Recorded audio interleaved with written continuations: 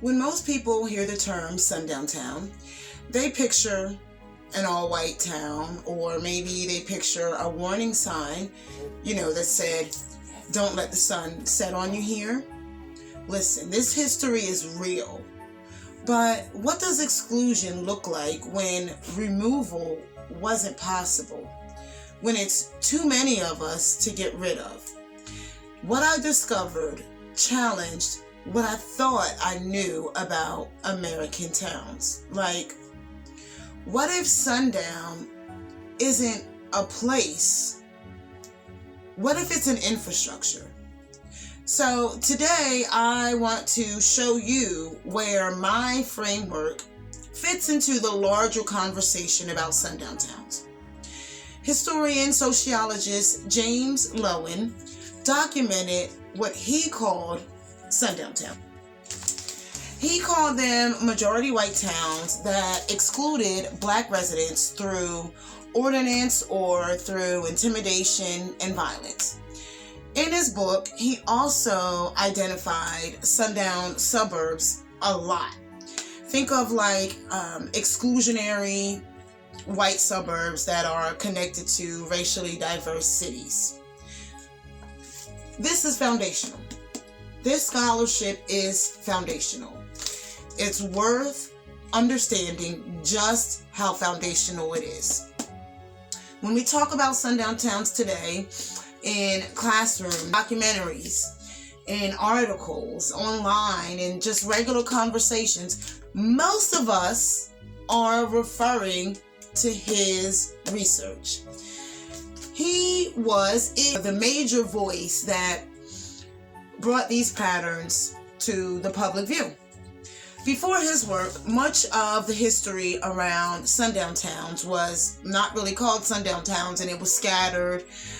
It might have been kept local, or it simply wasn't talked about. Is sundown towns. And of course, you folks are so far ahead of almost every other audience I've ever talked with. You already know what a sundown town is. It's defined by this sign. This is the sign at a sundown town city limits in Connecticut. This is an example from Missouri, a town in the Ozarks that drove out its black population in 1902. This is a fire again. This is the fire of a cook. 2 people died in this fire. They didn't burn most of the houses. They just took them and drove 300 people out overnight. A couple of other pictures. Norman, Oklahoma, that's where the university is. I'll just let you see the headline. It became the thing to do. Even in this book, Loewen notes that racism produced sundown neighborhoods and sundown suburbs, but he called them mystified. Most of his framework focuses on expulsion, on absence, on forced removal, all white census numbers. Living as a black woman in the United States, I had different experiences of sundown locations, right? Not just all white towns. So that led me to different questions.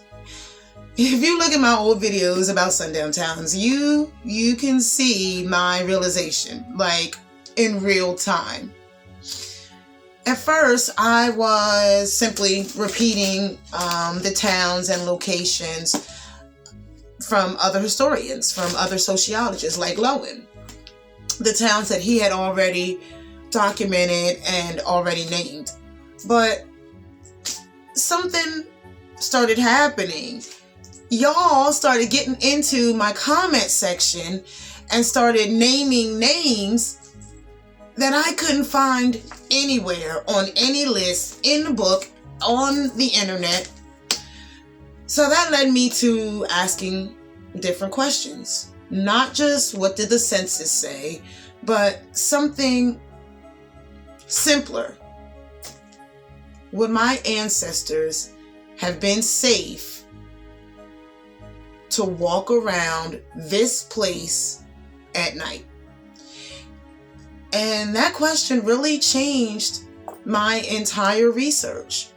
The next thing that I noted was that Loewen said that classic sundown towns were a northern and a midwestern thing. This is not a southern phenomenon, and a lot of that pattern made total sense, right? In much of the South, our populations, you couldn't just force us out. It was too many of us. But living in the South for many years, I saw firsthand that exclusion had adapted. Segregation, terror, and violence controlled movement, and it controlled powers in ways that didn't show up in a census. So I opened up my research. I opened it up past what Lowen identified, the majority race of a population. I opened it up past that. I opened it up past the sundown signs, past the curfews, past the bells, the stuff that makes a traditional sundown town. And that's when I started uncovering patterns that weren't always named. I started seeing that exclusion didn't always look like forced removal. It didn't always look the same. So while looking at historic sundown lists, you can find them all over the internet, I started asking about places that didn't show up on any list. And I started asking, how is exclusion showing up in a wider sense? We know removal is one form of control, but I started seeing containment and restriction as other forms of control. So I stepped back, and then I saw a spectrum. On one end, it was total removal. But on the other end, there was containment and confinement. And in between, there was restricted land access, suburban exclusion, segregated housing, policed boundaries. As I talk about these places, you'll still hear me use the term sundown town. Sometimes it's in a historical Lowen context, but sometimes it's a shorthand because not every place, it's not just towns that I name, fits this strict historic definition. But what I think is most important is that they all operated within the same exclusionary infrastructure. So yes, the label matters, but historically, the mechanism mattered more. It's supposed to be the dividing line between black and white. Back in the old day, when dark comes, you don't want to be caught over here after 6 o'clock. You want to be on this side of the tracks.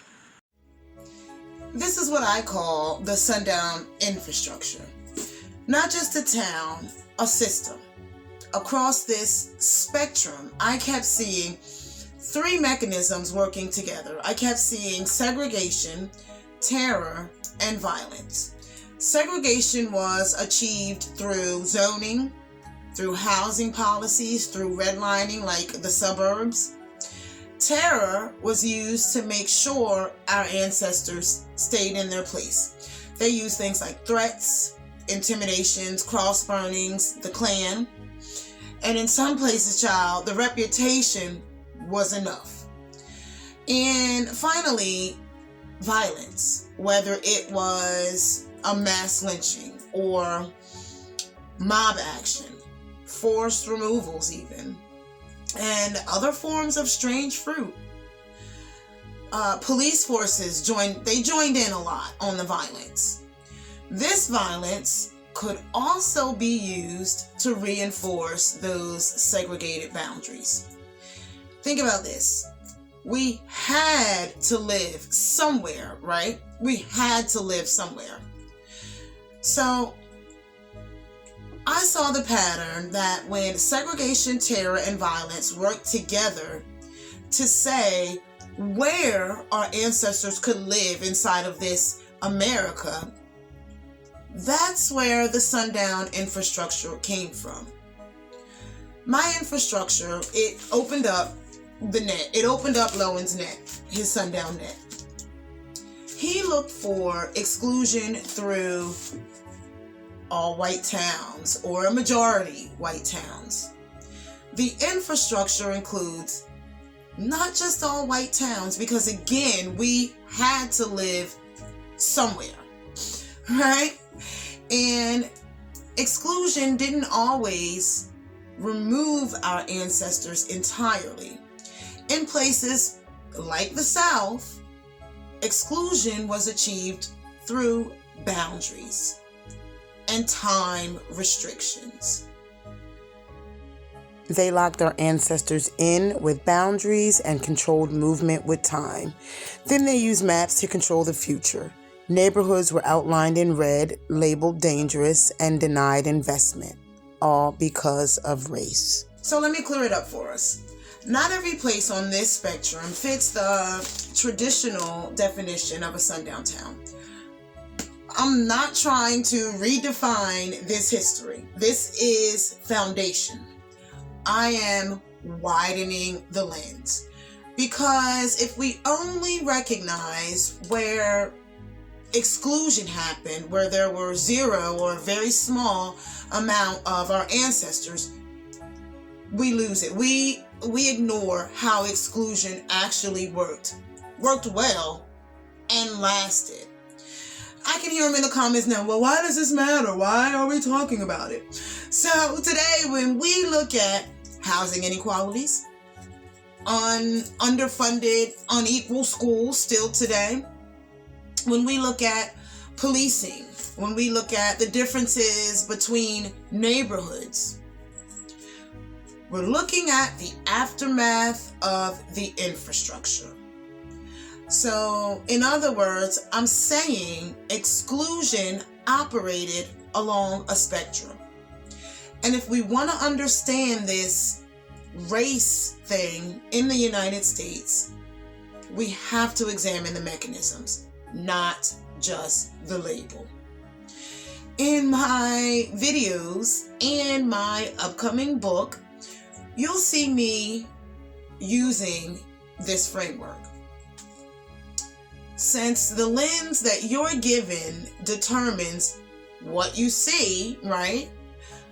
Here's the lens, and now we have a clearer understanding of the sundown infrastructure in America. Once you see the infrastructure, you can't unsee it. If you've made it this far, please consider subscribing. Leave me a comment, something that surprised you, and I'll meet you down in the comments.